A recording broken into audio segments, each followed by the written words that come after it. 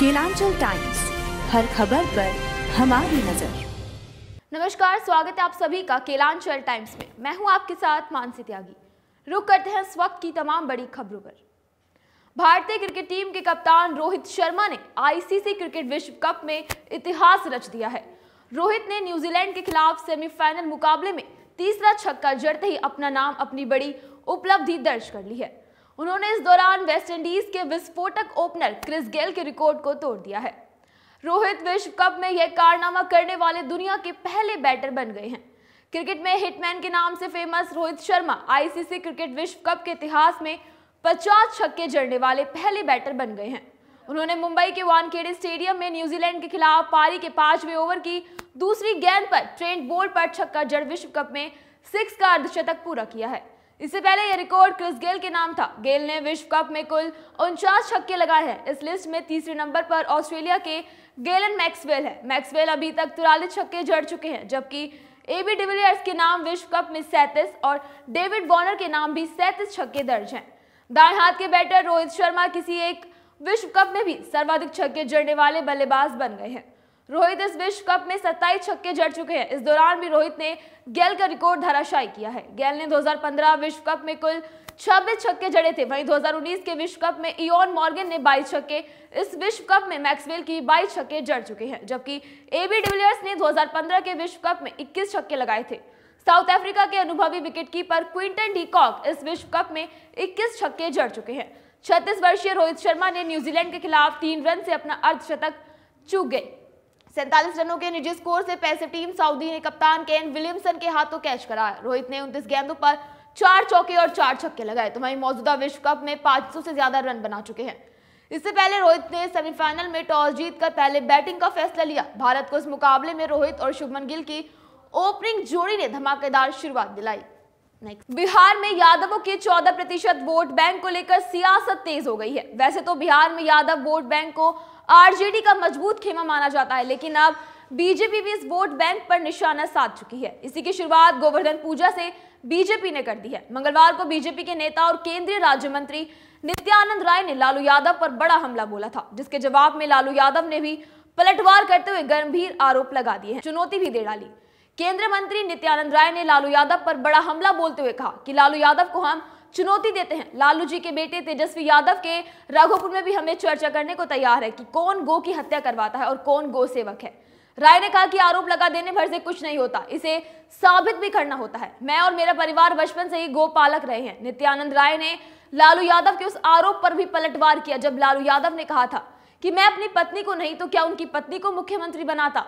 इस पर उन्होंने कहा कि लालू यादव अपने समाज पर भरोसा ही नहीं है, इसीलिए उन्होंने अपनी पत्नी को सीएम बनवाया था। उनको हिम्मत है तो किसी गरीब यादव को डिप्टी सीएम बनवाएं। तो वहीं लालू यादव के बेटे के उजियारपुर से लोकसभा चुनाव लड़ने की चुनौती पर नित्यानंद राय ने कहा कि अगर उनको हिम्मत है तो अपने परिवार के किसी भी सदस्य को चुनाव मेरे खिलाफ लड़वाएं। अगर हम हार गए तो राजनीति से संन्यास ले लेंगे और लालू जी अगर हार गए तो वे संन्यास ले लेंगे, लेकिन लालू यादव में इतनी हिम्मत है ही नहीं कि वो ऐसा करेंगे। नित्यानंद राय ने कहा कि लोकसभा चुनाव में इन लोगों की हार तय है। ये लोग परिवार से आगे नहीं बढ़ सकते। हमारा परिवार परिवारवादी नहीं है। जब हम विधायक बने तो मेरे पिताजी ने मुखिया पद से संन्यास लिया था। लालू जी कहते हैं कि मैं उनके पास गया था, वो झूठ बोलते हैं। मैं जब से राजनीति में हूँ बीजेपी के साथ रहा, मैंने कभी दल नहीं बदला। लालू जी ने मुझे अपनी तरफ करने के लिए संवाद भिजवाया था, लेकिन मैंने वो ठुकरा दिया था। दिवाली त्योहार के बाद दिल्ली एनसीआर का एयर पोल्यूशन यानी कि वायु की गुणवत्ता में भारी गिरावट दर्ज की गई है। दिवाली पर राजधानी दिल्ली क्षेत्र में जमकर पटाखे फोड़े गए। अभी हाल ही में मौसम विभाग ने दिल्ली में मंगलवार को रिपोर्ट जारी करते हुए लिखा कि प्रतिकूल मौसम संबंधी परिस्थितियों के बीच वायु गुणवत्ता पर गंभीर श्रेणी के करीब पहुंच गई है तो और इसमें जल्द राहत मिलने के आसार बिल्कुल भी नहीं है।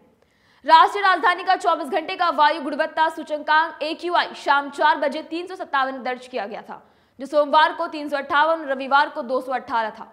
शहर के कई इलाकों में वायु प्रदूषण गंभीर श्रेणी AQI 400 से ज्यादा में रहा, जिनमें ITO 427, RK पुरम 422, पंजाबी बाग 423, नेहरू नगर 450, आनंद विहार 440।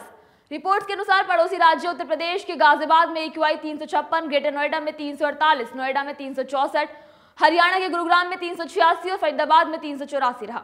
यह बेहद खराब श्रेणी है। बारिश के कारण मिली राहत के बाद दिल्ली में प्रदूषण के स्तर में वृद्धि दर्ज की गई है और प्रतिबंध के बावजूद दिवाली की रात लोगों द्वारा की गई आतिशबाजी से सोमवार को धुंध का दौर फिर लौट आया। वायु गुणवत्ता निगरानी में विशेषज्ञता रखने वाली स्विट्जरलैंड की कंपनी IQ एयर के अनुसार मंगलवार को दिल्ली दुनिया का सबसे प्रदूषित शहर रहा। इसी के बाद बांग्लादेश के ढाका, पाकिस्तान के लाहौर और भारत के मुंबई का स्थान रहा। हालांकि कम तापमान के बीच रविवार देर रात तक आतिशबाजी से प्रदूषण के स्तर में बढ़ोतरी हो गई। दिल्ली राष्ट्रीय राजधानी क्षेत्र में प्रदूषण पर अंकुश लगाने के लिए रणनीति तैयार करने वाले वैधानिक निकाय वायु गुणवत्ता प्रबंधन आयोग यानी कि CAQM के एक अधिकारी ने PTI भाषा को बताया, यह बात साफ है कि दिवाली के बाद प्रदूषण के स्तर में वृद्धि दो प्रमुख कारणों से होती है, आतिशबाजी और खेत में पराली जलाना। इस मामले में आतिशबाजी प्रमुख कारण रहा है। दिल्ली से लेकर महाराष्ट्र, गुजरात और पंजाब समेत कई राज्यों में रेलवे स्टेशन पर बुरा हाल हो गया है। बड़ी संख्या में लोग छठ महापर्व में घर जाने के लिए स्टेशन पर जुटे हैं। हालांकि यात्रियों की भीड़ के हिसाब से ट्रेनों की व्यवस्था न होने के कारण लोग कैसे भी सिर्फ ट्रेन में घुस रहे हैं ताकि अपने घर तक पहुंच सके। स्टेशन पर एक के बाद एक ट्रेन तो आ रही है, लेकिन हालातों में कोई सुधार नहीं है। छठ पूजा के लिए मुंबई से बिहार और यूपी जाने वाली ट्रेनों में यात्रियों की भारी भीड़ अब भी LTT स्टेशन पर आ रही है। दरभंगा जयनगर जाने वाली ट्रेन अब यहां प्लेटफॉर्म पर पहुंची, जो जर्नल बोगी में चढ़ने के लिए भारी भीड़ पहले ही मौजूद थी। हालांकि यह मौके पर पहुंचे GRP और RPF के जवानों को देख भगदड़ सी मच गई। LTT स्टेशन पर यात्रियों की भारी भीड़ और खस्ता हालत स्थिति की तस्वीर दिखाए जाने के बाद प्लेटफॉर्म पर अतिरिक्त RPF और GRP के जवान पहुंचे। यहां लोगों को कतार में लगाकर ट्रेन में एंट्री दिलाने का काम शुरू हुआ। जो यात्री लाइन में नहीं थे उन्हें ट्रेन से दूर हटने के लिए GRP और RPF के जवान हल्का बल आजमाते भी दिखाई दिए। स्टेशन पर खड़ी पवन एक्सप्रेस के जर्नल बोगी में प्रवेश करने के बाद कई ऐसे यात्री भी दिखे जो बोगी के गेट पर लटके हुए थे। ये लोग 30-40 घंटों का सफर गेट पर अटक कर सफर करने को तैयार दिखाई दिए। कई यात्री ऐसे मिले जिनके पास टिकट तो था, फिर भी बोगी में दाखिल होने का मौका नहीं मिला। जो यात्री किसी तरह अंदर दाखिल हो गए तो उन्हें बैठने की सीट नहीं मिली। यात्रियों का कहना है कि चाहे जितने देर का भी सफर हो, ऐसे ही जाएंगे। बिहार में चुनावी सरगर्मी लगातार तेज हो रही है। जातिगत गणना की रिपोर्ट आने के बाद तमाम राजनीतिक दलों ने जातियों को साधने की कोशिश तेज कर दी है। इस कड़ी में सबकी निगाहें सबसे बड़ी आबादी में से एक यादव जाति पर टिकी हैं।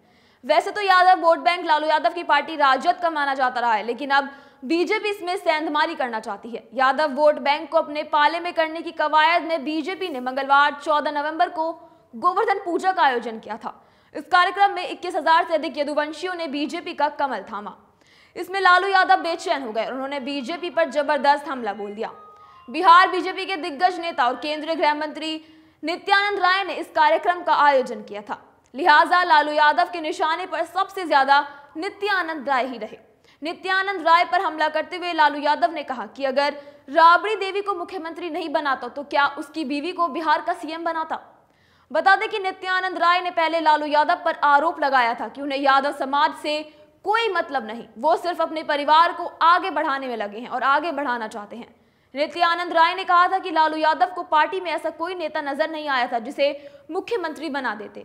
लालू यादव ने इसी बात के जवाब में दिया। बीजेपी के यदुवंशी सम्मेलन पर हमला करते हुए लालू यादव ने कहा कि बीजेपी के कार्यक्रम में कंस के वंशजों का जुटान हुआ था। राजद अध्यक्ष ने कहा कि कृष्ण के वंशज हमेशा हमारे साथ रहेंगे। उन्होंने कहा कि बिहार सरकार श्री कृष्ण के बताए मार्ग पर चल रही है। आज देश के धर्म के नाम पर अधर्म किया जा रहा है। गद्दी पर बैठने के लिए कृष्ण भगवान का दुरुपयोग कर रहे हैं। जहां जहां भाजपा का राज है वहां वहां यदुवंशियों को खंडित किया जा रहा है। हम ऐसा चलने नहीं देंगे। तमाम ऐसी बड़ी खबरों के लिए जुड़े रहें केलांचल टाइम्स के साथ।